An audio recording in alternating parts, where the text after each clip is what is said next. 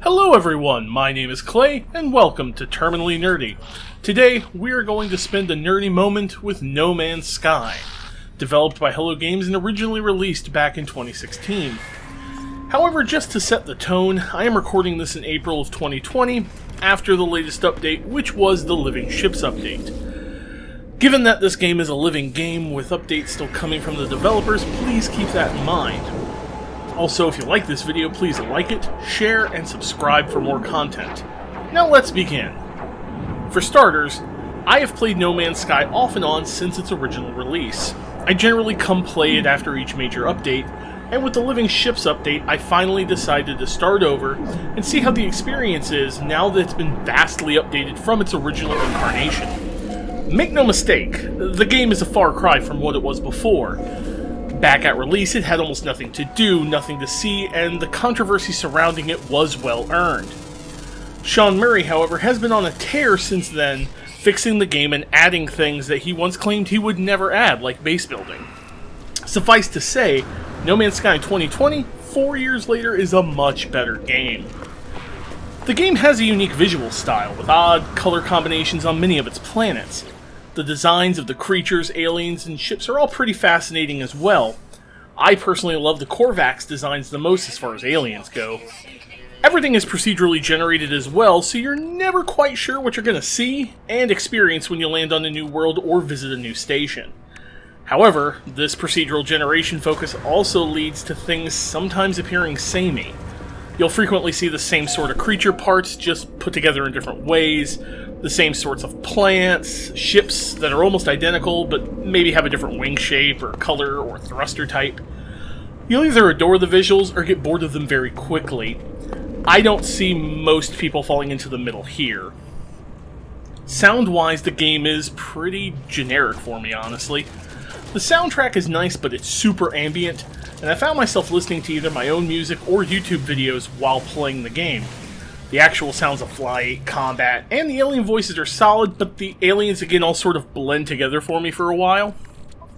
Now, here's where things really start to differ from when the game was originally released.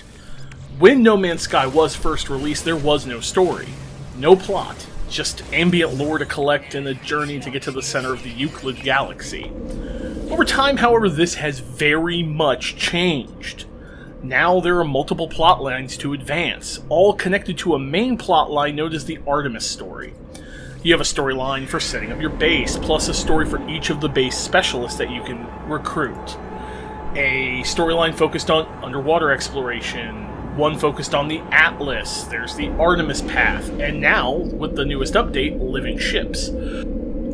Plus, now, there's a lot more lore to learn just by talking to the various aliens, as well as doing these varied storylines. Nothing is on a timer either, meaning you can do things at your own pace and in your own time. The stories are also fairly interesting as well, and you learn more and more as you go on doing them. Finally, the other area that No Man's Sky has changed the most in is its gameplay. Now, understand that the core gameplay loop has stayed largely the same. You are still playing a fairly basic survival game, where you land on the planet, manage your hazard protection and O2 levels, and collect various metals and chemicals for use in building things, such as suit upgrades and the like. However, now you have a fully realized base building system with farming, animal husbandry, and cooking. You have both ground and space combat, although they are very basic and clearly need an overhaul. You have ground vehicles and the ability to create race courses for your bases, and recently they just added mechs to your vehicle selection. You have randomized missions you can do for various guilds that are accessible on the space station, as well as freighter missions you can do, and even reputations to earn. You again have the storylines to follow. You have languages to learn, portal systems to access, they're basically stargates, and now full-on multiplayer with a hub world called the Nexus, where you can see other players, trade with them, and even go on community missions. There are even full civilizations of players that have their own governments. Don't believe me? Look up the Galactic Hub sometime and be amazed at what the community surrounding No Man's Sky has done to keep the game alive. Again, at its core it's just land, scavenge, leave, repeat, but there's plenty of variations on that theme to keep you busy and engaged.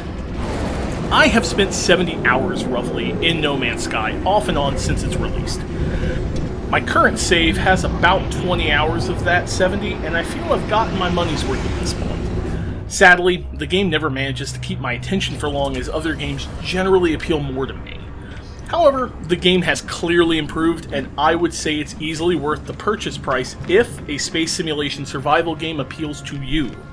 I don't regret my purchase at all at this point, and I'm kind of curious to see where Hello Games goes and improves the game from here.